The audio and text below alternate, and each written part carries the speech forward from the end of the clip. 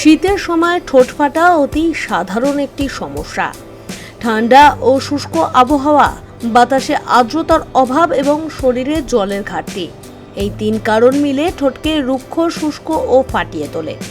অনেকেই ঠোঁট বারংবার জিভ দিয়ে ভেজানোর চেষ্টা করেন, কিন্তু এতে সমস্যা আরও বেড়ে যায়। তাই ঠোঁটকে নরম, মসৃণ রাখতে কিছু নিয়ম মেনে চলা অত্যন্ত জরুরি। রইল সেই বিষয়ে কিছু গুরুত্বপূর্ণ টিপস।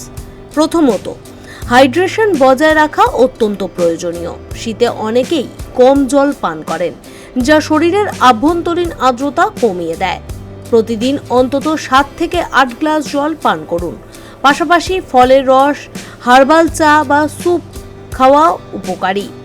শরীর ভিতর থেকে আর্দ্র থাকলে ঠোঁটও প্রাকৃতিকভাবে কোমল থাকে।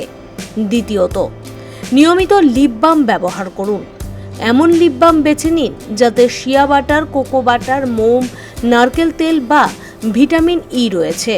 এগুলো ঠোঁটে একটি সুরক্ষার আস্তরণ তৈরি করে এবং আর্দ্রতা ধরে রাখে। ঘুমানোর আগে পুরু করে লিপ বাম লাগালে সকালে ঠোঁট থাকবে নরম এবং কোমল। তৃতীয়ত, ঠোঁট ঘষে বা কামড়ে ছুলে ফেলার অভ্যাস বন্ধ করুন। এতে ঠোঁট আরও বেশি ক্ষতিগ্রস্ত হয়, পাশাপাশি বাড়ে ব্যথাও।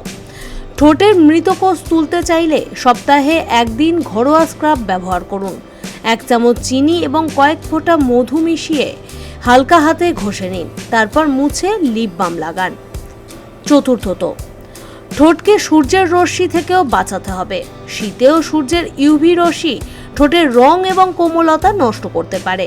তাই দিনে বাইরে বেরোনোর আগে SPF যুক্ত লিপ বাম ব্যবহার করুন। Bureau report, big news Bangla.